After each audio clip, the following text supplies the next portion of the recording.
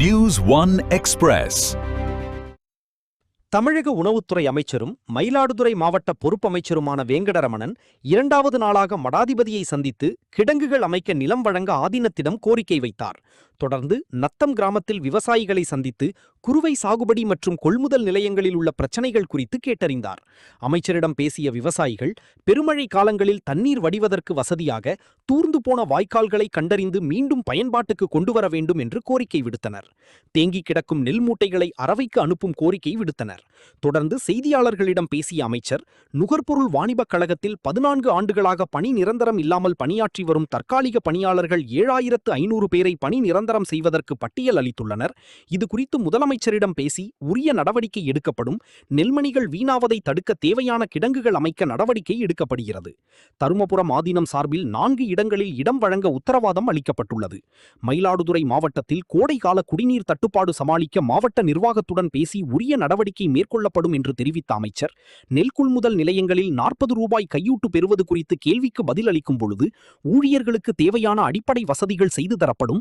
அனைவரும் ஒருங்கிணைந்து முறைகேட்டை தடுப்பதற்கு நடவடிக்கை மேற்கொள்ளப்படும். இதற்கு அனைவரும் ஒத்துழைக்க வேண்டும் என்று தெரிவித்தார். விவசாயிகளின் சந்திப்பின் பொழுது மாவட்ட ஆட்சியர் ஸ்ரீகாந்த் மற்றும் உயர் அதிகாரிகள் உடன் இருந்தனர். மயிலாடுதுறை மாவட்டத்தில் அந்த 2 நாளாக இந்த டெல்டா ப்ரொக்யூர்மெண்ட் விஷயமாகவும் நெல்மணிகள் பாதுகாப்பாக இருக்கா, எப்படி ப்ரொக்யூர் பண்ணுறோம், அதை எப்படி சேஃப்டி பண்ணணும், அதுக்கு என்ன குடோனஸ் ஃபெசிலிட்டிஸ் இருக்குது, மக்களோட குறைகள் என்ன, விவசாயம் பண்ணுற பிளேஸில் இருக்கிற டிஃபிகல்ட்டி என்ன இருக்குது, என்ன வசதி செஞ்சு தரணும், அதெல்லாம் ஒரு மக்கள்னு பேசிகிட்டு இருக்கேன். நேற்று கூட துறை சம்மந்தப்பட்ட எல்லா அதிகாரிகளையும் கூப்பிட்டு அவங்க கூட ஒரு கலந்துரையாடல், ஒரு ஒருங்கிணைந்த ஒரு அமைச்சாக மட்டுமல்ல, ஒருங்கிணைந்த மாவட்டத்தில் ஒவ்வொரு துறைகளிலும் சில குறைகள் இருக்கும், சில நிகழ்ச்சிகள் இருக்கும், சில விஷயங்கள் பண்ணாமல் இருக்கும். எல்லா துறைகளையும் கூப்பிட்டு ஒருநிலைப்படுத்தி எல்லோரும் ஒன்றிணைந்து ஒர்க் பண்ணால் இந்த மாவட்டம் மட்டுமல்ல, மக்கள் தேவையில் மட்டுமல்ல, எல்லாமே சிறப்பாகவும் சீரிய முறையிலும் துரிதமாக பண்ணலாம். ஒரு நியூ பஸ் ஸ்டாண்ட் ஆகட்டும், அது பக்கத்தில் ரிங் ரோடு ஆகட்டும், இல்லை ஒரு அக்ரிகல்ச்சரில் நம்ம கொடுக்குற விதை நெல்கள்லேருந்து ப்ரொக்யூர் பண்ணுற ப்ராசஸ்லேருந்து அது ஸ்டோரேஜ் பண்ணுற ப்ராசஸ், எல்லா இடங்களையுமே சில குறைபாடுகள் இருக்கும், சில டிபார்ட்மெண்ட்டில் மெஷர்ஸ் இருக்கும்.